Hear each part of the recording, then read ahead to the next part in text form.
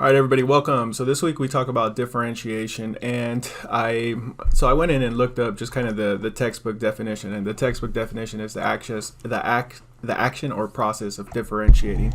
And when you consider what that means, there's a lot of powerful examples that come to mind. However, many times in education we limit ourselves to what differentiation means. So I'm going to give you kind of the standard practice that's also very powerful. So if you have an article and the article is for sixth grade students, there's programs and platforms and software that you can use that will take that same article and make it at a fifth grade level, fourth grade level, and third grade level, all containing the exact same content, but just at a different level. So in your class, every student can read the same article and you could have the conversations about it because it's been differentiated for all these different levels. So that's one way that you can look at differentiation. Another way that you can look at differentiation is how you're going to actually deliver it. And typically, like, the most basic forms that we do is, we include video or image, some readings. But what I'm going to show you for today with differentiation shows you how you can differentiate with technology, but also how you can make a lot of this type of work cross-curricular, so that you always want to make sure you reach kids kinesthetically, with the auditory senses, visually. You want to give them different experiences where they can collaborate, where they could work independently, and ultimately, that's the best way for them to really learn the content. So this goes with the work that you're doing, but this is the article that the kids read, and it actually came out of it's something called Achieve 3000. This is what we use in the Bakersfield City School District. The article is about a young girl that learns how to start coding, and then eventually she actually starts like these little organizations on coding, and she does really well with it. And the article was differentiated at different levels so that every student could learn about it. Now, what I want you to think is, we're talking about coding here. So within that process, if we're reading about coding, if we're talking about coding, shouldn't they learn a little bit of coding with there too? And then we actually, within our grade level team, we decided, this week we're going to switch everybody around. I focused on the reading part because that's what I needed to work on and get better at. We had another teacher who had like a lot of energy and a good vibe, and she taught the kids how to do a coding dance, and they were all rocking and rolling with it. Then we had another teacher who knew how to use the Hour of Code modules, so the kids went online and learned how to do block programming. And then we had another teacher who knew how to use these little robots called Ozobots, and then we taught them that way. So now consider differentiating in this way.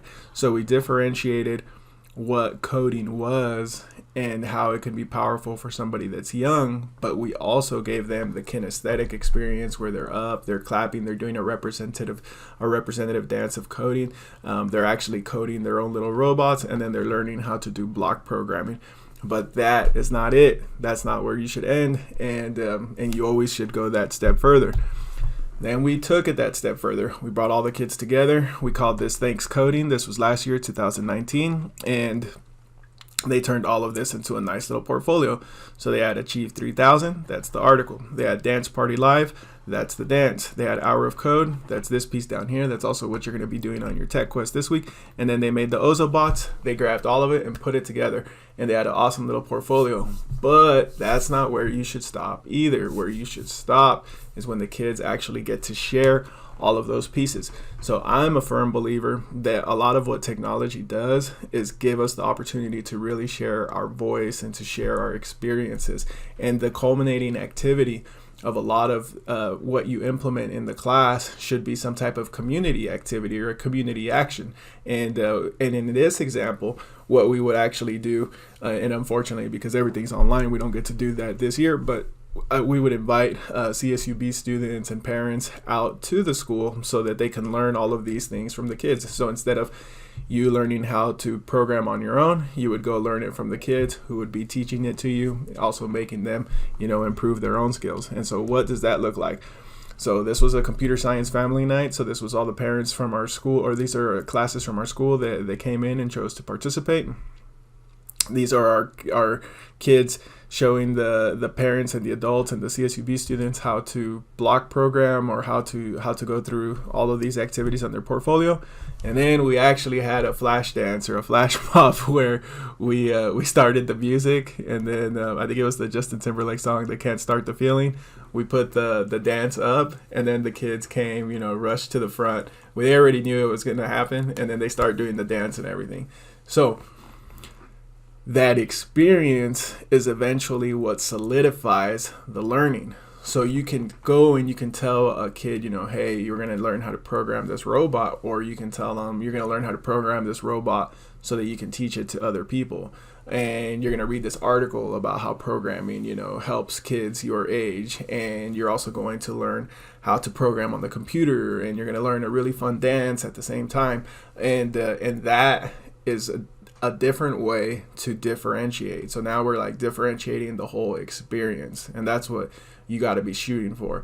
How can we create a learning experience that kind of just goes past the basic paper pencil? So hope you enjoyed it, and make sure you go through the code.org modules.